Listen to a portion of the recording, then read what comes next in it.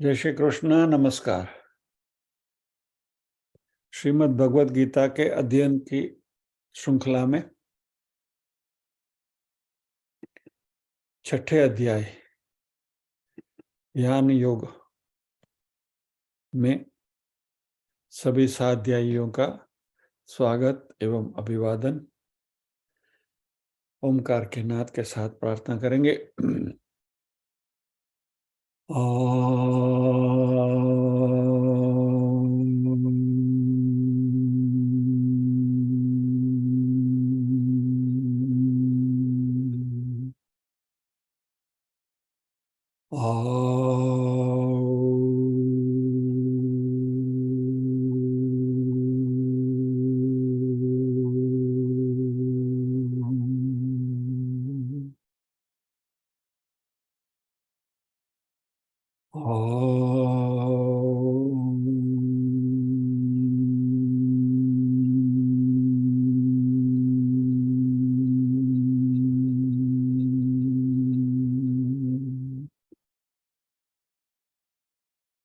वक्रतुंड महाकाय सूर्यकोटि समप्रभ निर्विघ्नं कुरु मे देव सर्वकार्येषु सर्वदा।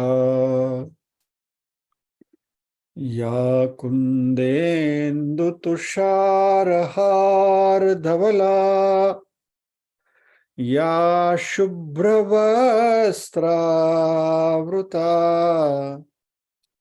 या वीणावरदण्डमण्डितकरा या श्वेतपद्मासना या ब्रह्माच्युतशङ्कर प्रभृतिभिर्देवैः सदा वन्दिता सा मां पातु सरस्वती भगवती निःशेषजाड्यापहा। वसुदेवसुतं देवं कंसचाणूरमर्दनं देवकी परमानन्दं कृष्णं वन्दे जगद्गुरुम्। ॐ सहना भवतु सहनौ भुनक्तु सह वीर्यं करवावहै तेजस्विनावधितमस्तु मा विद्विषावहै। ॐ शान्ति शान्ति शान्तिः। यत्र योगेश्वर कृष्णो यत्र पार्थो धनुर्धरः तत्र श्रीर्विजयो भूतिर्ध्रुवा नीतिर्मतिर्मम।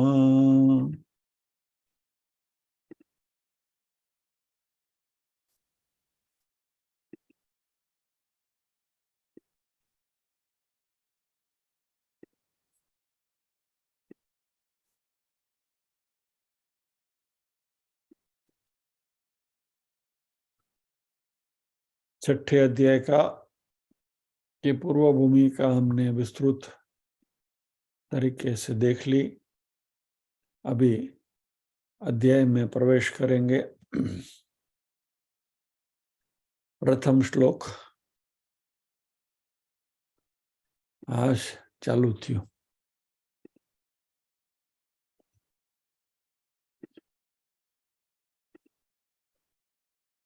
आप सबको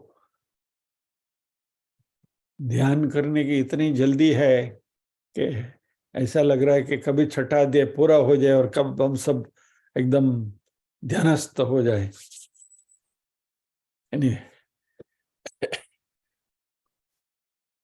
आइए, प्रथम श्लोक एक एक चरण में बोलता हूं, आप सब बोलेंगे, मैं आपके लिप मूवमेंट्स देखता हूं। अनाश्रित कर्म फलम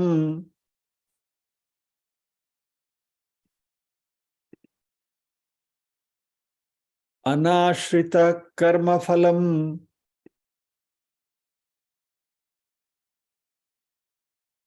कार्यं कर्म करोति यः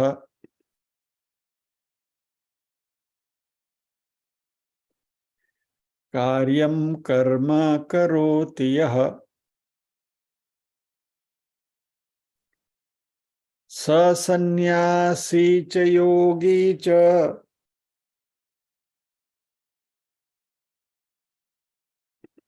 स सन्न्यासी च योगी च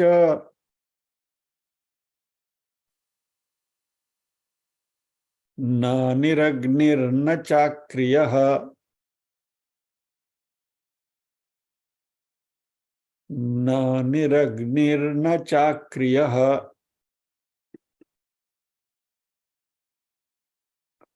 ओके, पूरा श्लोक एक बार मैं बोलता हूं, फिर बाद में साथ में बोलेंगे। अनाश्रित कर्म फलम कार्यं कर्म करोति यः स सन्न्यासी च योगी च न निरग्निर्न चाक्रियः। दो बार बोलेंगे साथ में। अनाश्रितः कर्म फलम कार्यं कर्म करोति यः स सन्न्यासी च योगी च न निरग्निर्न चाक्रियः। दोबारा। अनाश्रितः कर्म फलम कार्यं कर्म करोति यः स सन्न्यासी च योगी च न निरग्निर्न चाक्रियः। ओके। अनाश्रितः कर्म फलम, अनाश्रित यानी आश्रय लिए बिना ऐसा नहीं है, उसके ऊपर डिपेंडेंसी नहीं रखते हुए, न चाहता हुआ यानी डिजायरलेस, डिजायरलेस। कर्म फलम यानी कि जो कर्म फल की इच्छा नहीं रखता है वैसा। कार्यम कर्म करोति यह, कार्यम कर्म यानी करने योग्य कार्य, शास्त्र विहित कार्य, शास्त्रों ने जो बताया है वैसा कर्म। कार्यम कर्म करोति करता है यह यानी कि जो, तो कर्म फल की चाह नहीं रखते हुए शास्त्रों ने बताया हुआ कर्म जो करता है वह सह सन्यासी च सहयोगी, वह सन्यासी है और वह योगी है। न निरग्नि न च अक्रियः, न निरग्नि न च अक्रियः यानी कि जो निरग्नि है, अग्नि का त्याग करने वाला है, या तो जिसने क्रियाओं का त्याग किया है, जो कुछ नहीं करता बैठा है ऐसे ही, वह सन्यासी भी नहीं है, वह योगी भी नहीं है। तो यहाँ सन्यासी और योगी की डेफिनेशन भगवान दे रहे हैं। जो फल की इच्छा रखे बिना शास्त्र ने बताए हुए कर्म करते हैं, यानी कि जो निष्काम कर्म करते हैं, वह सन्यासी है, वही योगी है। जिसने अग्नि को छोड़ दिया वो सन्यासी नहीं है, और जो अक्रिय बैठा है यानी कुछ भी किए बिना जो बैठा है वह भी सन्यासी या तो योगी नहीं है।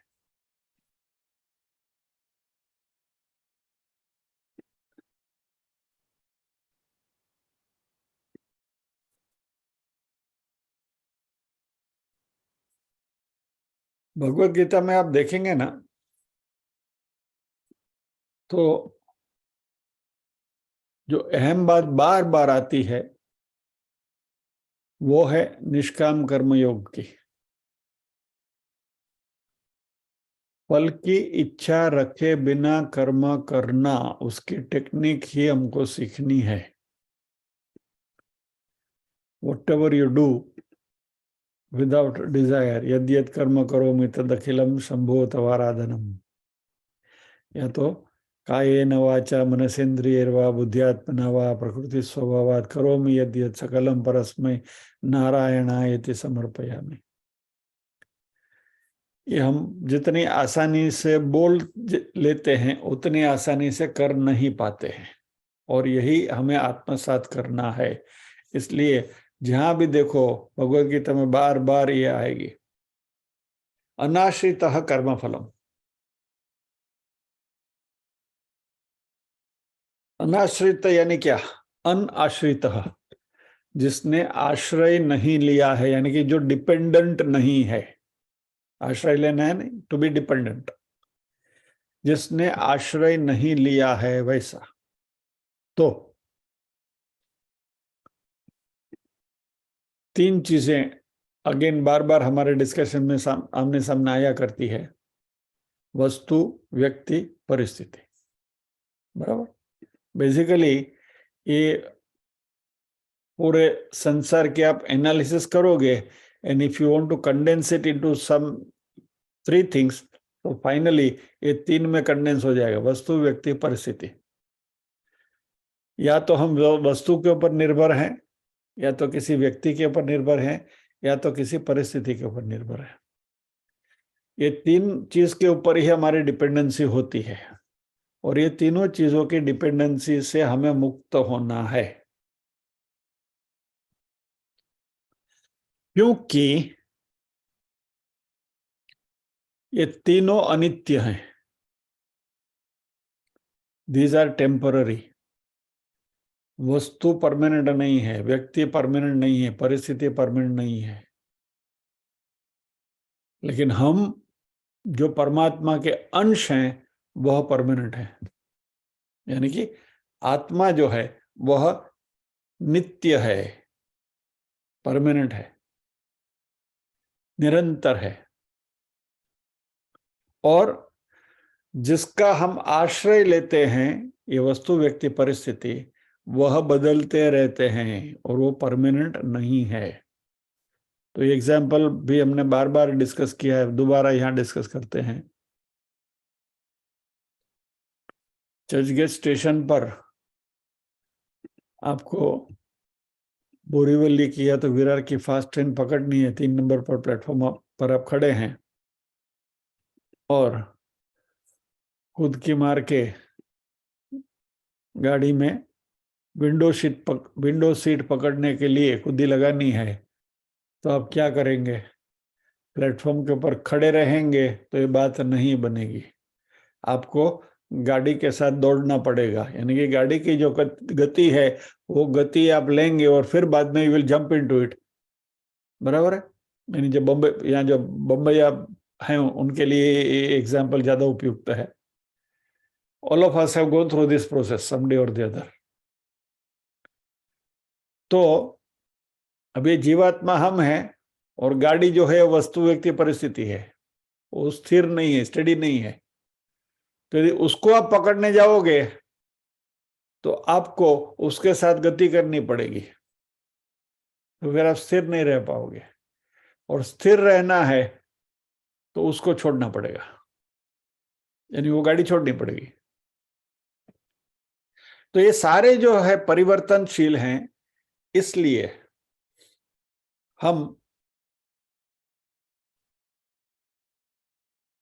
उस राग को पकड़ने की कोशिश करते हैं, और जब तक उस राग को पकड़ते हैं तब तक हमारा कल्याण नहीं होता, मोक्ष नहीं मिलेगा। क्योंकि उसी राग की वजह से, राग और द्वेष they are the 2 sides of the same coin. यदि राग है तो द्वेष भी है, वो साथ में ही चलते हैं।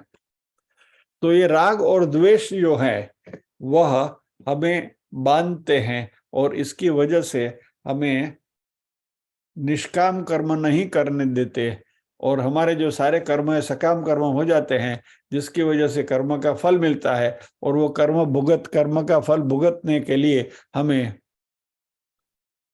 पुनर्जन्म लेना पड़ता है बार बार। तो यदि हम इस राग को छोड़ दें, यानी उद्वेष को भी छोड़ दें, तो हम मुक्त हो जाएंगे। और मजे की बात यह है कि हम है मुक्त ही। चर्चगेट स्टेशन पर आप खड़े हैं, मान लीजिए कि आपको कोई गाड़ी पकड़नी नहीं है, 3 नंबर पे, 4 नंबर पे, बोरीवली फास्ट है, विरार है, कोई भी गाड़ी, आप किसी व्यक्ति का या तो दोस्त का इंतजार करते हुए खड़े हैं वहां, तो यू आर नॉट वरीड। वो गाड़ी आए जाए, कितनी भी आए, कितनी भी चली जाए, you are not concern, you are steady, अपनी जगह पर स्थिर है। वैसे ही इस संसार में सामने जो भी प्रलोभन आते हैं जाते हैं, उनके ऊपर राग नहीं रखते हुए यदि आप रहोगे तो आप बिल्कुल स्थिर रहोगे। फिर नो रनिंग अराउंड, इधर उधर भागने की कोई जरूरत नहीं है। तो क्या ये सब हम छोड़ दे क्या? धंधो पानी करवाना नहीं, पैसे नहीं कमाने का, ये सब कारोबार चलेगा कैसे? उसका भी उत्तर आएगा।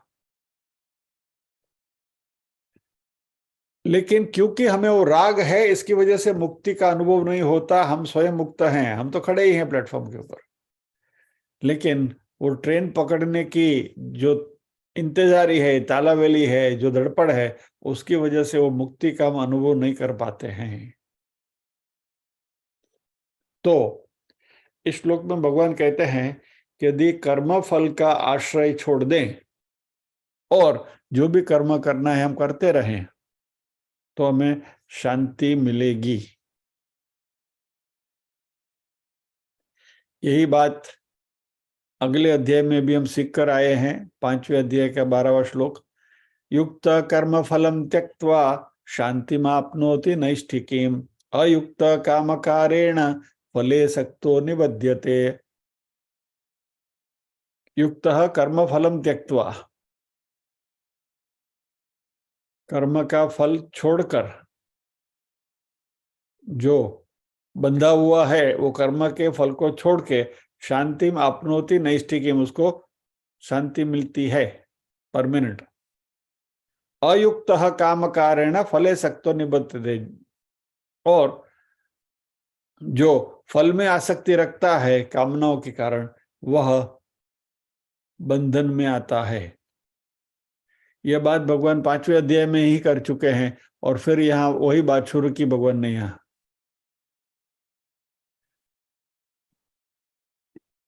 ये जो दीर्घ सूत्रीपणा जो है ना, वो मैंने भी भगवान से ही सीखा है।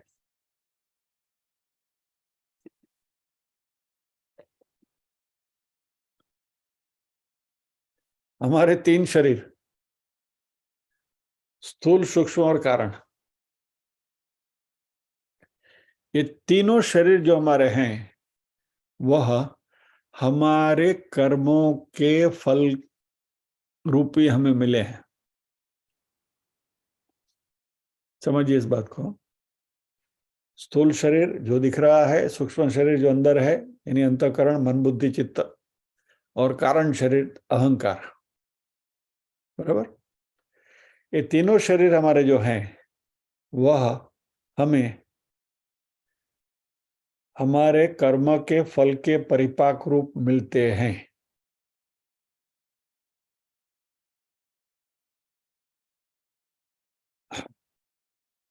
अब इनको, ये कर्म फल का त्याग करना, या तो अनाश्रित कर्म फल, यानी क्या? शरीर कर्म फल की वजह से मिले हैं तीनों। अभी हमें कर्म फल का आश्रय नहीं लेना है, तो कर्म फल की वजह से जो चीज हमें मिली है या तो हमारे ऊपर थोपी गई है, हम उसका आश्रय न ले, उससे मुक्त हो जाए। यानी ये तीनों शरीर जो हमारे हैं, उसका उपयोग हम हमारे लिए न करते हुए संसार के हित में लगा दें, तो स्थूल शरीर जो है, उसकी जो भी क्रियाएं हैं, उसको संसार की सेवा में लगा दें, बराबर। सूक्ष्म शरीर जो है, उसमें मन और बुद्धि और चित्त मुख्य हैं, मन बुद्धि चित्त ही राधर। तो उनके द्वारा, ये 3 चीजों के द्वारा दूसरों का हित कैसे हो, सभी सुखी कैसे हो, सभी का उद्धार कैसे हो, उसका हम यदि चिंतन करते रहें तो हमारे जो वाइब्रेशंस हैं वह इस यूनिवर्स में फैलेंगे। बराबर।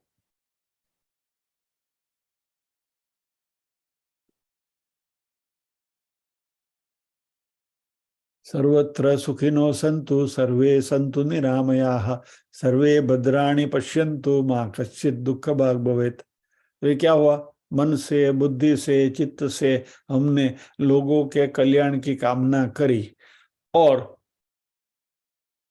जैसे हमने पहले भी एक बार देखा था कि हमारा जो विचार है वही वाणी में परिवर्तित होगा, और वाणी में जो परिवर्तित होगा वही हमारा एक्शन बनेगा।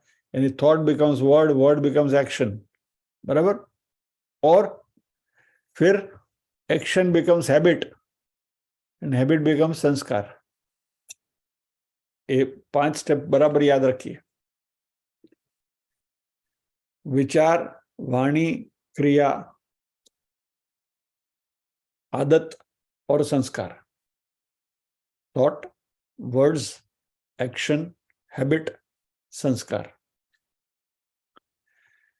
तो हमारा जो सूक्ष्म शरीर है, मन बुद्धि चित्त, उसमें पहला उद्गम जो थॉट होता है, उधर से ही हम शुरुआत करें, यानी कि हमारे विचार ही अच्छे रखें संसार की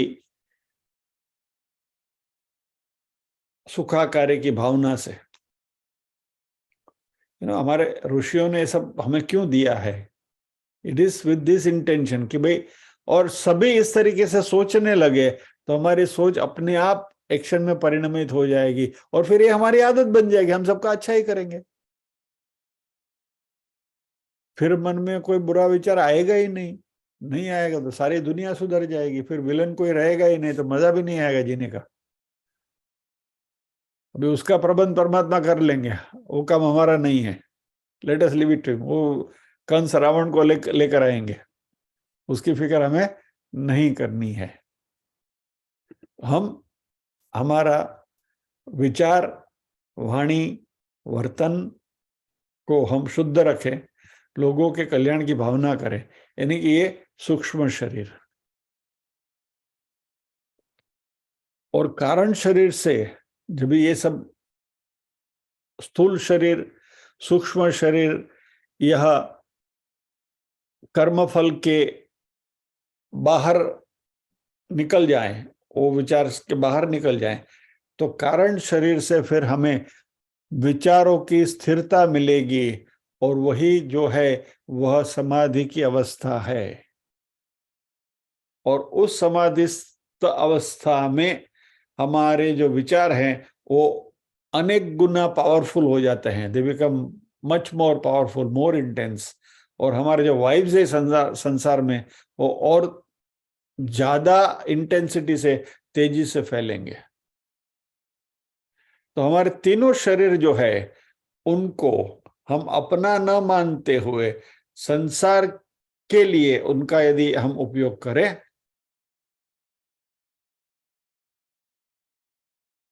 तो, यानी कि ये तीनों शरीर का आश्रय न लेना, वही कर्मफल का आश्रय नहीं लेना है। अनाश्रितम कर्मफलम। ये शरीर तीनों हमें कर्म के फल रूप मिले हैं, इनका ऊपर हम आश्रय न रखें तो ये अनाश्रितम कर्मफलम हो जाएगा, और यही कर्तव्य कर्म है।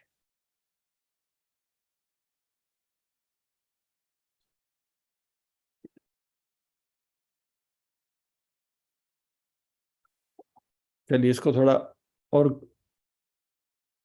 अच्छी तरह से समझ लें। बंबई में वो जो काली पीली टैक्सी चलाते हैं ना, वो टैक्सी वालों की, बहुत सारे लोगों की टैक्सी या तो ऑटो जो भी चलाते हैं, इसमें से बहुत सारे टैक्सी और ऑटो चलाने वाले हैं, वो टैक्सी उनकी खुद की नहीं होती, या तो ऑटो उनकी खुद की नहीं होती, किसी और सेट की होती है, ये भाड़े पे चलाते हैं। अभी ऐसा कोई टैक्सी ड्राइवर जो है वो टैक्सी सेठ की टैक्सी भाड़े पर चलाता है, तो सुबह उसको उसका जो टैक्सी का जो ओनर है, ओरिजिनल ओनर है, मालिक, वो तो उसको पेट्रोल भर के या तो डीजल जो भी है वो टाकी फुल करके देता है, और उसको दिन भर चलाना है, जो भी भाड़ा मिला वो सेठ को देना है, बराबर, और उसको उसमें से कमीशन मिलता है। तो अभी टैक्सी वाले का फर्ज क्या बनता है? वो टैक्सी भाड़े के लिए ही चलाएगा ना। यदि वो टैक्सी वाला ऐसा सोचे कि हाँ टाकी फुल है, चलो घर वालों को लेकर आज घूमने के लिए चले जाते हैं, मरीन ड्राइव घूम के आते हैं, बच्चों को बोले चलो चलो आज तो घूम के आएंगे, क्या होगा? सेठ को तो पता चल जाएगा कि आज की बिक्री आई नहीं है, आज नो भाड़ो आयु नहीं। शाम को फिर बोलेगा सर आज चला ही नहीं गाड़ी, कुछ भाड़ा मिला ही नहीं, ऐसे खाली चलता रहा। सेठ समझ जाएगा कि क्या नाटक किया है तुमने। तो दूसरे दिन बोलेगा नहीं बाबा, अभी तुमको ये टैक्सी नहीं मिलेगी। क्या? बस स्थूल शरीर, सूक्ष्म शरीर, कारण शरीर रूपी टैक्सी परमात्मा रूपी सेठ ने हमको दी है, वह संसार के लिए कार्य करने के लिए चलाना है, न कि अपने बीवी बच्चों को घुमाने के लिए। यानी अपने स्वार्थ के लिए उसका उपयोग नहीं करना है, परमार्थ के लिए उपयोग करना है।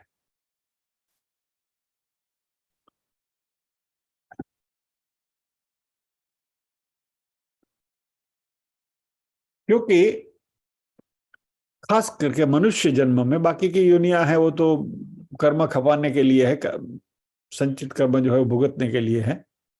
मनुष्य योनि जो है, मनुष्य जन्म जो है, उसमें शरीर का महत्व नहीं है, शरीर के द्वारा जो कार्य हम करते हैं उसका महत्व है। तो इसलिए ये जो हमें 3 शरीर दिए गए हैं, स्थूल सूक्ष्म और कारण, उसको हमारे परमात्मा रूपी सेठ ने ये टैक्सी हमको चलाने के लिए दी है। तो टैक्सी हमें चलाते हुए लोगों का कार्य करना है, नहीं कि हमारा अपना।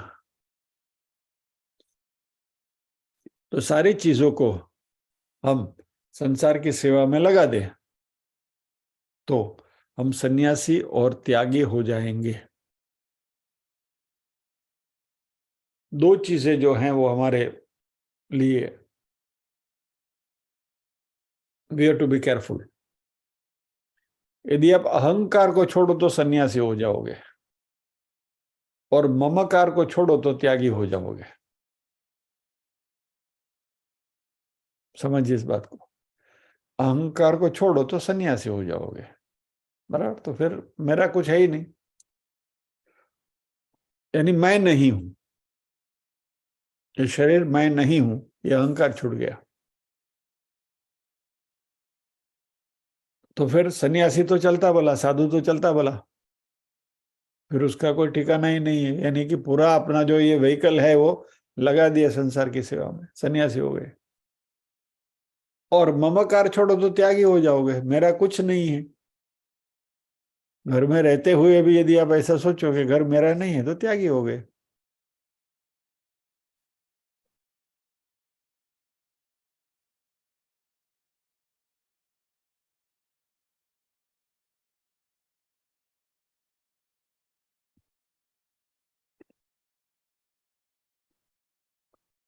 तो इसकी फॉर्मूला क्या है? एक कर्मफल का आश्रय न लेते हुए कर्तव्य कर्म करना है। तो यदि हम अहंकार रखेंगे या तो ममकार रखेंगे, तो जो भी कर्म हम करेंगे वो अपने लिए करेंगे।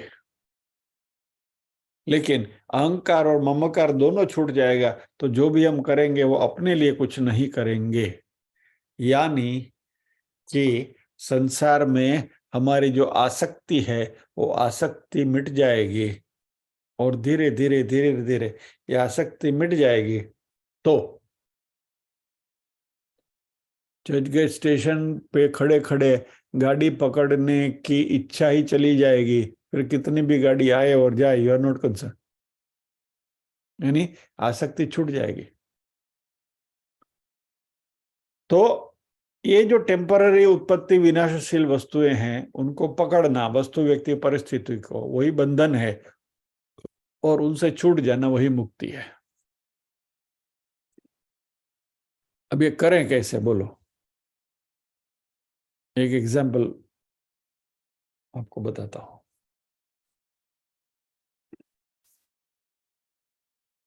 जंगलों में जो रहते हैं, वहां बंदरों का उपद्रव जब भी बढ़ जाता है और बंदर को पकड़ना है तो कैसे पकड़ते हैं वो लोग? बंदर को पकड़ने जाओगे तो बंदर कभी हाथ में आएगा ही नहीं। एक डाली से दूसरी डाली, दूसरी से तीसरी, इधर से उधर, उधर से उधर छलांग लगाता ही रहेगा। लेकिन उसके लिए एक ट्रिक है। वो क्या करते हैं कि एक कंटेनर, एक बर्नी ले,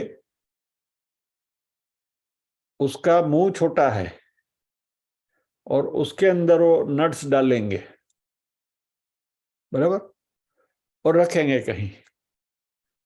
अभी बंदर आएगा, वो बर्नी के अंदर हाथ डालेगा और आम કરીને मुट्ठी भरी ने अंदर थी नट्स ले ले, और फिर हाथ, मुट्ठी भर के हाथ निकालने जाएगा, निकलेगा नहीं, क्योंकि मुट्ठी भरी हुई है।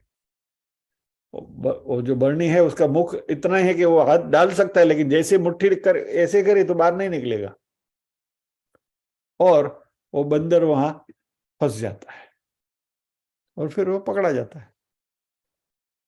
हम भी वही बंदर हैं। संसार रूपी बरणी के अंदर ये सारे नट्स हमको देकर दिया हुआ है, वस्तु व्यक्ति परिस्थिति का। क्या हमने अंदर हाथ डाला संसार में और ऐसा पकड़ा, फंस गए। हाथ निकालने के लिए क्या करोगे? छोड़ दो, निकल गया, बराबर। तो ये बंधन और मुक्ति हमने ही लिए हैं। अंदर हाथ नाखी मुट्ठी वाड़ो तो बंधन, छोड़ दो, निकाल दो हाथ तो छुट्टी, मुक्ति। फिर कौन पकड़ेगा तुमको? तो यह संसार की उत्पत्तिशील विनाशशील वस्तुओं से छूटने का उपाय है, यानी कि उनका आश्रय नहीं लेना। मुट्ठी छोड़ दो, अहंकार ममकार छोड़ दो, मेरा, मैं, मेरा, मैं, मेरा, छोड़ते जाओ। इस तरीके से कार्यम कर्म करोति यह, यानी जो हम कुछ भी नहीं किए बिना तो बैठ नहीं सकते। We can not live without doing anything. Total inactive is impossible. जैसे ये बात हमने करी है कि आप कुछ भी ना करो, चलो टोटली एकदम, सांस तो लेनी पड़ेगी। जिंदा, अपने आप को जिंदा रखने के लिए सांस तो लेनी पड़ेगी। यानी you can not be totally idle. तो कर्तव्य तो करना है, कर्म भी करना है। तो यहां भगवान ने कार्यम कर्म करोति यह, कार्यम कर्म यानी जो करने योग्य है वह, यानी शास्त्रों में जो, जिसके बारे में परमिशन दी गई है, शास्त्रों के अनुरूप जो कार्य हमें करना है वह हमें करते रहना है। लेकिन उसके साथ कर्ता भाव को, यानी कि अहंकार ममकार दोनों को छोड़ते हुए ये कार्य हमें करते रहने हैं।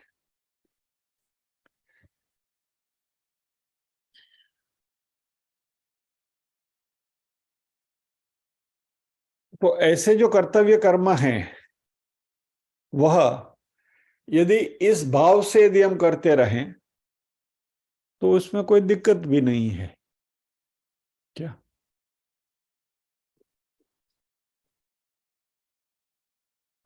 और जो नहीं करने योग्य कार्य है वो तो वैसे भी अकर्तव्य है। अब ये नहीं करने या तो नहीं कर सकते हैं वैसा कार्य दो प्रकार के होते हैं। एक तो जो हमारी कैपेसिटी के बाहर है, हमारे सामर्थ्य के बाहर की जो चीज है कि हम कर नहीं सकते।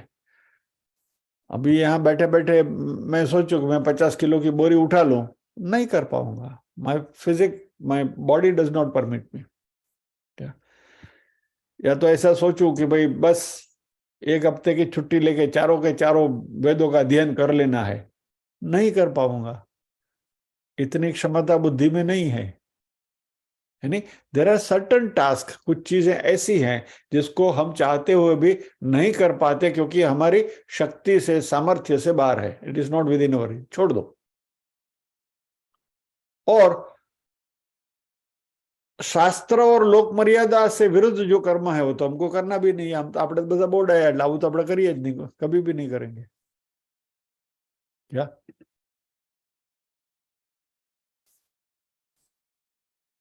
तो शास्त्र निहित कार्य हमें करना नहीं है, सामर्थ्य से बाहर जो नहीं करना है वो नहीं करना है, सामर्थ्य के अंदर जो कार्य है, शास्त्रों ने बताया हुआ जो कार्य है, वह कर्म के फल के आश्रय को नहीं लेते हुए करना है। तो हम कर्म क्यों करते हैं? या तो कर्म फल की प्राप्ति के लिए, या तो उसके फल की में से आसक्ति मिटाने के लिए। मान लीजिए ये हमारा भगवत गीता का क्लास है, मैं अपना एग्जांपल आपको बताऊं। यह जो हमारे क्लासेस रेगुलरली चल रहे हैं, ये कर्म हो रहा है बराबर। Just for sake of example मुझे उसमें थोड़ा अहंकार और ममकार को जोड़ने दो, खाली दाखलो आपवा માટે जा, just to give you an example. अब ये जो कार्य है आपके सामने भगवत गीता के क्लास में आकर बात करना, वो कार्य मैं दो प्रकार से कर सकता हूं।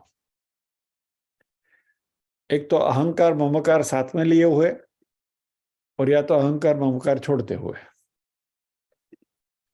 अहंकार ममकार साथ में लिए हुए यदि ये कार्य मैं करूंगा तो मेरी एक्सपेक्टेशन क्या रहेगी? आप सबको मुझे मान देना चाहिए, आदर देना चाहिए, फिर मैं यहाँ आके बैठूंगा।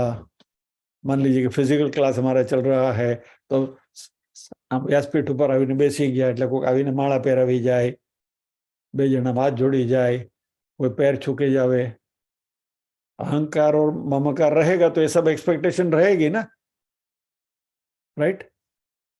तो अब ये कार्य जो मैं कर रहा हूं शास्त्र विहित कार्य कर रहा हूं, शास्त्र ने बताया हुआ है वही कार्य कर रहा हूं, भगवत गीता का प्रवचन ही कर रहा हूं। लेकिन मैंने अहंकार और ममकार यदि साथ में जोड़ दिया तो मेरी ये सब एक्सपेक्टेशन रहती है। फिर मैं ये भी सोचूंगा सबने कितने लोग बैठे हैं, 300 बैठे हैं, 400 बैठे हैं, 50 बैठे हैं, 100 बैठे हैं, कितना बड़ा हॉल है, 50 की कैपेसिटी का हॉल है और उसमें 20 कुर्सियां खाली हैं। तो ये सारी चीजें मुझे सताएंगी, राइट? तो ये अहंकार और ममकार दोनों मुझे सताएंगे। लेकिन यदि ये दोनों चीज छोड़ के बैठ गए, कोई फर्क पड़ता है क्या? नहीं। तो जूम पर भी आसानी से काम होता है क्योंकि अभी माला पहनने की जरूरत नहीं है। 4 आदमी आके पैर छुए उसके कोई लालच नहीं है। अच्छा, सामने आप 12 या आओ, 15 आओ, 20 आओ या 25 आओ या 50 आओ, कोई फर्क नहीं पड़ता। जिसको आना है जूम में ज्वाइन करेगा, नहीं आना है नहीं आएंगे। तो ये कर्म फल की अपेक्षा रखे बिना शास्त्र विहित कार्य ही कर रहे हैं। लेकिन शास्त्र विहित यानी शास्त्र के उपयुक्त कार्य भी कर्म फल की अपेक्षा रखते हुए यानी अहंकार ममकार के साथ भी कर सकते हैं, उसको छोड़कर भी कर सकते हैं। तो भगवान यहाँ क्या कह रहे हैं कि शास्त्र के अनुरूप कार्य करो लेकिन अहंकार ममकार को छोड़ के। प्रोसेस आसान है, फिर कोई प्रॉब्लम ही नहीं है। मान लीजिए कि इन एक्सट्रीम केस यहां से कुछ कहा गया, कुछ ऐसा स्टेटमेंट हो गया અને તમને બધાને આમ ઝટકો લાગ્યો दिमाग में, और आप आना बंद कर दो। दूसरे दिन आए, चालू किया जूम, कोई नहीं, अच्छा कहीं नहीं, આપણે दुकान बंद कर બેહી गया, क्या फर्क पड़ता है? अहंकार रखा ममकार रखा तो ये सब प्रॉब्लम है ना। अब कुछ रखो, कोई एक्सपेक्टेशन ही मत रखो, तो क्या करना है, बस चलता है। यानी it just flows like river, नदी जैसे बहती है वैसे बहते रहना है। जो बहती नदी है, गंगा कभी सोचती है कि मैंने कितने खेतों को पानी दिया, या तो मैंने क्या किया, या तो मेरे में से कितने लोगों ने पुण्य अर्जित किए स्नान करके? नहीं, गंगा बहती रहती है। सो यहां जो कहने का तात्पर्य है कि इस प्रकार से जो कर्म करते हैं, यानी कर्म और उसके फल की आसक्ति मिटाने के लिए भगवान हमें यहां प्रेरित करते हैं कि जो भी कर्म करो उसमें से अहंकार ममकार को निकाल दो, तो कर्म आसान हो जाएगा। और इस तरीके से जो कर्म करते हैं उसी को सन्यासी और उसी को योगी कहा गया है, क्योंकि वह कर्तव्य कर्म यानी कि शास्त्रोक्त कर्म, शास्त्र के अनुरूप कर्म करते हुए भी वह निर्लेप है, अलिप्त रहता है। इसलिए वो सन्यासी है। सन्यासी कौन? जिसको कुछ नहीं चाहिए वो सन्यासी। और ये कर्म करते हुए वो सुखी और दुखी नहीं होता है। क्या? तो सिद्धि और असिद्धि में सम रहता है। सिद्धि और सिद्धि समो भूत्वा समत्वम योग उच्यते।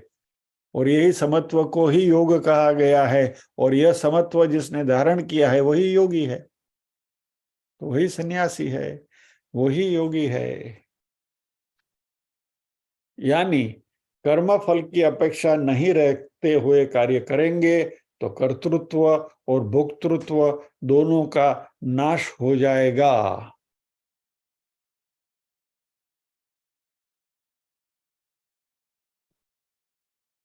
अभी भगवान ये सन्यासी और योगी शब्द के ऊपर एम्फेसिस क्यों कर रहे हैं?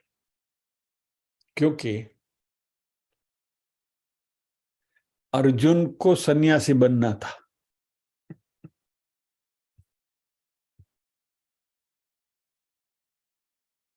दूसरे अध्याय के 5वां श्लोक, गुरून् हत्वा हि महानुभावान् श्रेयो भोक्तुम भैक्षमपीह लोके।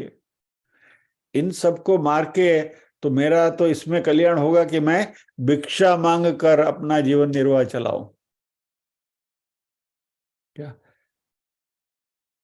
तो अर्जुन को भिक्षा मांग कर अपना जीवन निर्वाह करना था, यानी कि उनको सन्यासी बनना था। अभी मान लीजिए कि अर्जुन सन्यासी बन जाते इस तरीके से,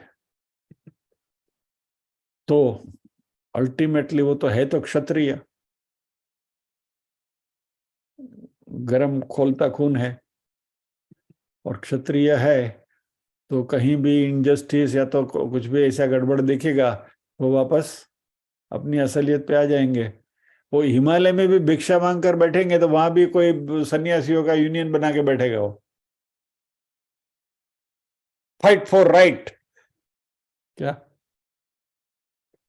गवर्नमेंट ने सन्यासियों के लिए कुटिया बना के देनी चाहिए, ऐसा कुछ नाटक होता था। कहने का तात्पर्य क्या है कि जब तक कोई भी इच्छा है तब तक आप सन्यासी नहीं बन सकते। इसलिए भगवान अर्जुन से कहते हैं कि हे अर्जुन, तुम जिसको सन्यास मान रहे हो वह वास्तव में सन्यास नहीं है। क्योंकि ये जो सन्यास तुम लेना चाहते हो उसमें संसार के कल्याण की वृत्ति नहीं है, तुम्हारी पलायन वृत्ति है। You want to escape. એટલું ઘરવાળા ની આરે જડ ફાવે નહીં એટલે આ ભગવા પહેરી નીકળી પડ્યા દાઢી વધારીને, वो सन्यास नहीं है।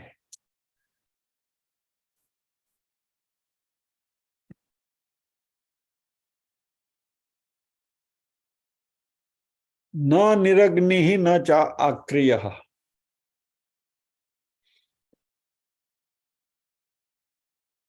सन्यासी जो लेता है, जो सन्यास लेता है ना,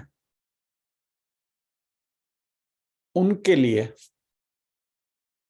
गृहस्थ के लिए जो बताई गई विधि विधान जो है वो फिर उनको करने की जरूरत नहीं है, जिसने संन्यास ले लिया उसको। तो गृहस्थ की मेन चीज क्या होती है?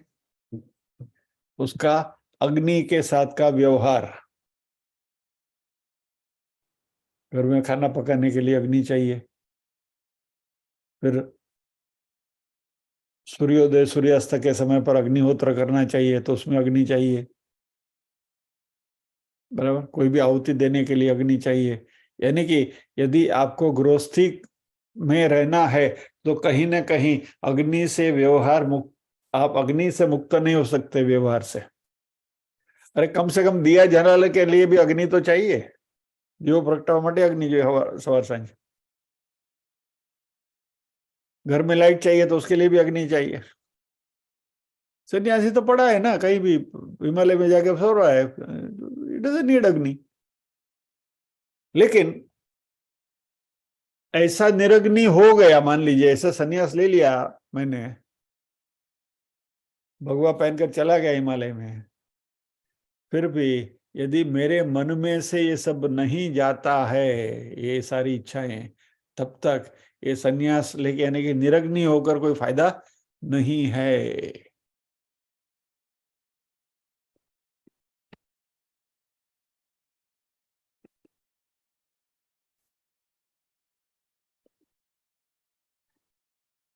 अपने कई सन्यासी ऐसे देखे होंगे,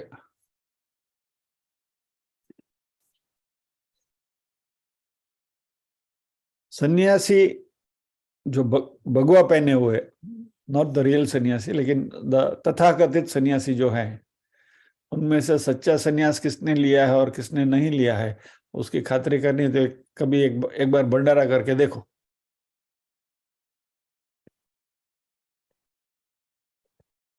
पता चल जाएगा। हरिहर नो हाथ पड़े ने भावा दौड़े हम दौड़े बधा, बराबर। ये खाली सन्यासी में भी नहीं है, खाली वो 3 पीस सूट पहनने वालों में भी यही होता है। 5 स्टार होटल में कॉन्फ्रेंस है, वो जब लंच ब्रेक होता है तो तभी वो सब सूट और टाई वाले को भी आप देख लेना, वो भी वही होते हैं। वो ज्यादा फर्क नहीं है। Anyway, that apart. बट कहने का तात्पर्य क्या है कि ये जो निरग्नि है वो, इट्स नॉट दैट। मन से आप मुक्त हो जाओ, यानी वस्तु व्यक्ति परिस्थिति तीनों से मन से टोटली अपने आप को अलग कर दो, तो वह सच्चा सन्यासी है। तो फिर ठीक है, हमको कुछ नहीं करना है। बैठ गए हम हिमालय में पद्मासन लगा के।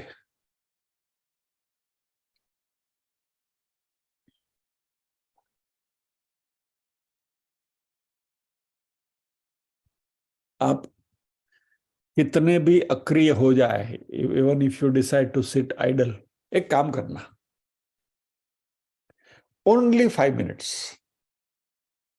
आज के दिन जब भी टाइम मिले शांति से 5 ही मिनट, जहां भी आपको कंफर्टेबल लगे वहां जाकर आप बैठिएगा। एक वस्तु सोच के कि मैं, मेरी टू डू लिस्ट के बारे में कुछ सोचना नहीं है मुझे। Only 5 minutes. मुझे ये काम करना है, इसके बारे में मैं विचार नहीं करूंगा या तो नहीं करूंगी फॉर 5 मिनट्स। तो इसमें सब कुछ आपको पता चल जाएगा।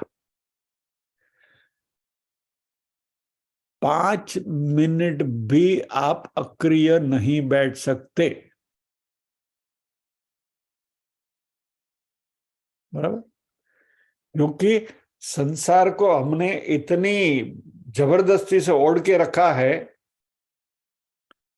मेरा एक दोस्त है, उसको मैं हमेशा कहता रहता हूँ, उसको जब भी बोलो ही इज ऑलवेज बिजी, उसके पास टाइम ही नहीं है। अरे इधर इधर, मतलब तुम्हारा ऐसा है कि खंभे को पकड़ के बैठे हो, बात भरी बैठो, फिर जोर जोर से चिल्ला रहे हो, खंभा नहीं छोड़ता, खंभा नहीं छोड़ता। अरे छोड़ दे यार, लेकिन नहीं, छूटता ही नहीं। वो बंदर के जैसा ही है, मुट्ठी बांध के बैठा है, छूटती ही नहीं। तो इस तरीके से अक्रिय बनोगे तो बात बनेगी नहीं, क्योंकि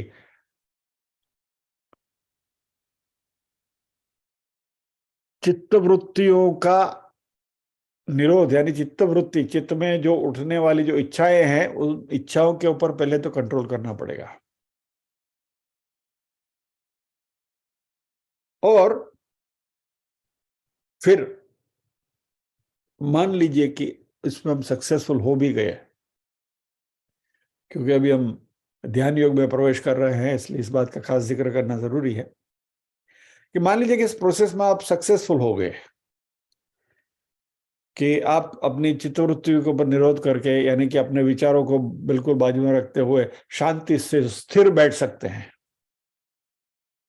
और ये परिस्थिति लंबे अरसे तक चलती रहे, तो उसका एक परिणाम अवश्य आएगा। आपको तरह तरह की सिद्धियां प्राप्त होंगी, अणिमा, गरिमा, लघिमा, महिमा वगैरह वगैरह। और इससे आप भ्रमित हो जाओगे, फिर वो सिद्धियों का प्रयोग करने की लालसा बढ़ेगी। अरे हाँ, मैं तो अदृश्य हो सकता हूँ, चलो देखते हैं मिस्टर इंडिया बनकर। क्या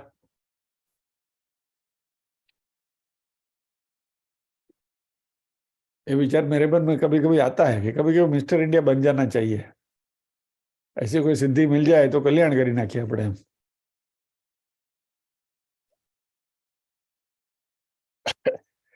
सिद्धियां मिलती है, तो ये सिद्धियां मिलने के बाद इन सिद्धियों का प्रयोग करने की इच्छा होती है, और फिर बाद में घूम फिर के आ गए संसार में, तो देन ऐसा व्यक्ति भी योगी नहीं है।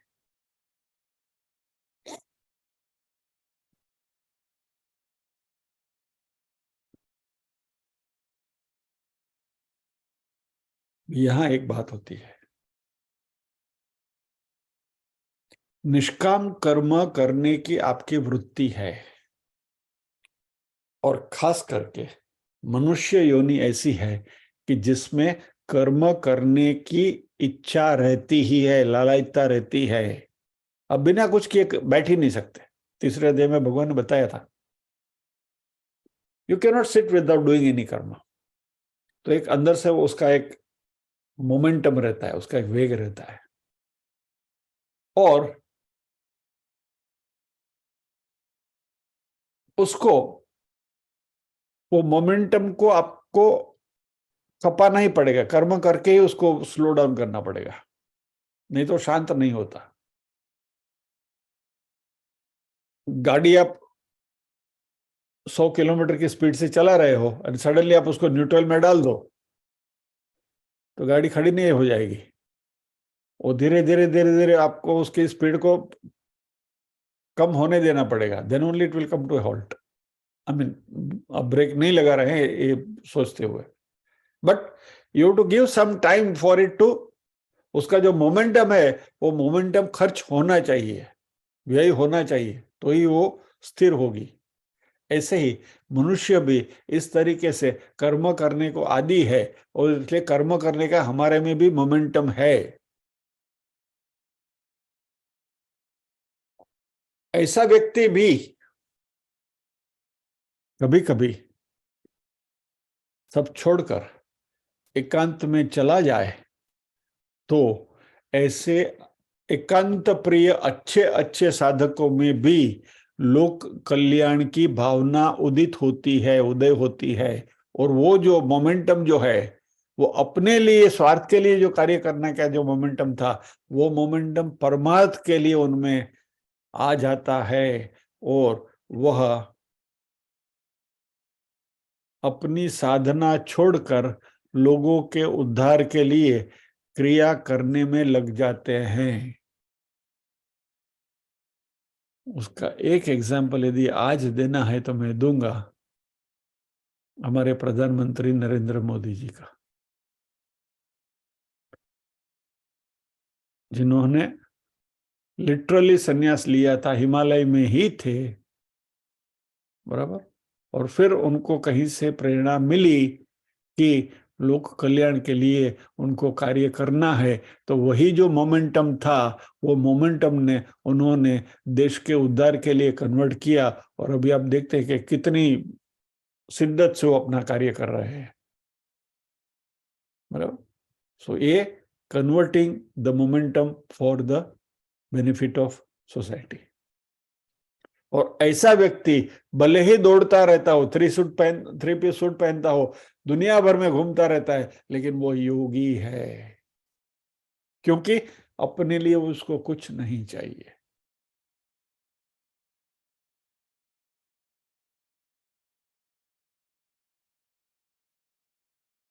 अनाश्रितः कर्मफलम कार्यम कर्म करोति स सन्यासी च योगी च न निरग्निर न च अक्रिय। So with this will pause here, प्रार्थना करेंगे।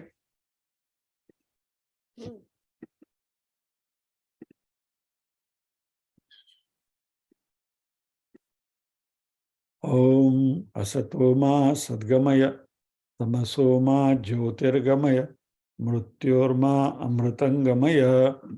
सर्वेषां स्वस्तिर्भवतु, सर्वेषां शांतिर्भवतु, सर्वेषां मंगलं भवतु, सर्वेषां पूर्णं भवतु।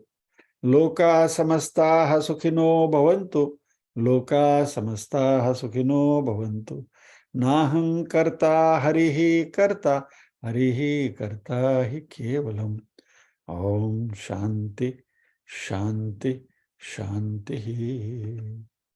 सभी के हृदय कमल में विराजमान परम कृपालु परमात्मा को वंदन करते हुए आज के सत्र को विराम देते हैं।